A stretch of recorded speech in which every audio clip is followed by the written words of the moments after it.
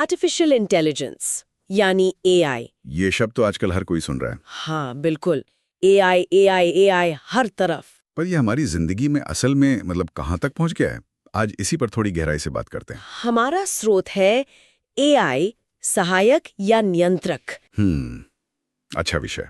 जरा सोचिए, सुबह उठते हैं, फोन हाथ में आता है और एआई भी जाग जाता है ना? हाँ बिल्कुल, वो हमारे साथ ही शुरू हो जाता है। ये सिर्फ एप्स नहीं चला रहा या हमें गाने नहीं सुझा रहा, ये तो हमारी पसंद नापसंद, हमारे तौर तरीके, शायद हमारी सोच तक को समझने लगा है। हाँ, पैटर्न समझता है डेटा के आधार पर। तो फिर सवाल ये उठता है, जैसा इस लेख में भी पूछा गया है, कि एआई क्या ये सिर्फ एक मददगार है, एक असिस्टेंट, या फिर धीरे धीरे हमारी जिंदगी का कंट्रोल ले रहा है? हाँ मतलब असल में सोच कौन रहा है, हम या वो मशीन? ये एक बहुत बहुत अहम सवाल है।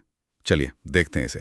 लेख कहता है कि ये सफर अक्सर मदद से शुरू होता है, हमें सुविधा लगती है, फिर वो आदत बन जाती है, और फिर वो आदत कब निर्भरता बन जाए, कहना मुश्किल। हाँ, ये एक फिसलन भरी ढलान हो सकती है। और कमाल ये कि ये हमारी आवाज की नकल कर सकता है, हूबहू। हाँ, और सिर्फ आवाज ही नहीं, शक्ल का इस्तेमाल करके वीडियो तक बना सकता है। सच में? हाँ, और यहाँ जो एक चिंता वाली बात लेख में उठाई गई है वो ये है कि इसका इस्तेमाल सिर्फ मजे या सुविधा के लिए नहीं, तो फिर धोखा देने के लिए भी हो सकता है। जैसे वो उदाहरण दिया ना कि किसी की दादी की आवाज में फर्जी कॉल आ जाए, अरे बाप रे, और कोई भी आसानी से यकीन कर लेगा। इसे डीप फेक कहते हैं। ये तो वाकई डराने वाली बात है, और ये सिर्फ यहीं तक नहीं है।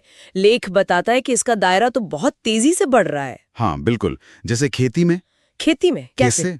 एआई मिट्टी, मौसम, इन सब का विश्लेषण करके बता सकता है कि फसल कब लगाएं, पानी कितना दें। अच्छा। और अस्पतालों में बीमारियों का पता लगाने में मदद कर सकता है।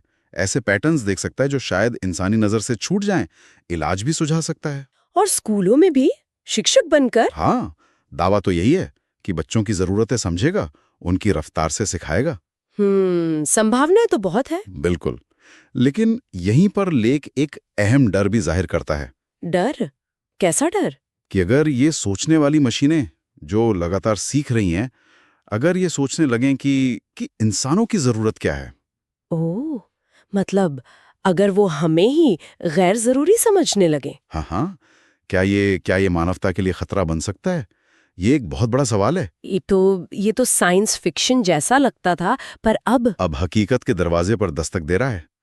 लेख में ये भी है कि एआई क्रिएटिव भी है, कविता लिख सकता है, गाने बना सकता है। हाँ, ये उसकी एक और क्षमता है। पर साथ ही इतना असली दिखने वाला झूठ भी बना सकता है कि सच और झूठ का फर्क ही मिट जाए। सही कहा, बिल्कुल।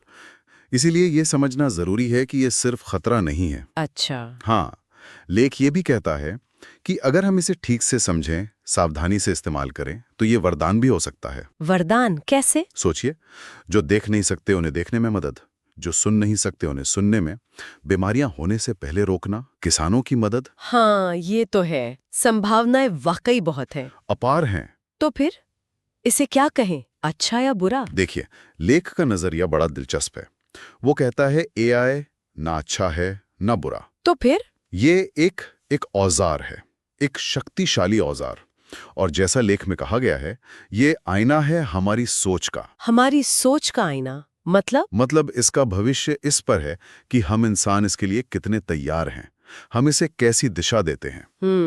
तैयारी? हाँ, सही तैयारी, सही नियम, सही नियत, तो ये हमारा सबसे बड़ा साथी बन सकता है, वरना खतरा तो है ही। तो कुल मिलाकर ये एक दो-धारी तलवार है। बिल्कुल, एक तरफ असीम संभावनाएं, मदद, प्रगति, और दूसरी तरफ निर्भरता, धोखा, शायद नियंत्रण खोने का डर। हाँ, ये हमारी ही सोच और हमारे इरादों का अक्स है, जैसा लेख कहता है। लेख का अंत हमें एक सोच के साथ छोड़ता है, एआई अब पास है और शायद बहुत जल्द हमसे आगे भी। ये सोचने पर मजबूर करता है। तो सवाल ये है, जब एआई इतनी तेजी से बढ़ रहा है, हमारी जिंदगी में इतना घुल मिल गया है, तो हम ये कैसे पक्का करें कि लगाम हमारे हाथ में रहे? हाँ, ये कैसे सुनिश्चित हो? वो तैयारी जिसका जिक्र लेख ने किया, उसका असल मतलब क्या है? उसे हम कैसे अमल में लाएं ताकि एआई हमारे लिए काम करे, हम पर हावी न हो जाए? ये सोचना बहुत जरूरी है।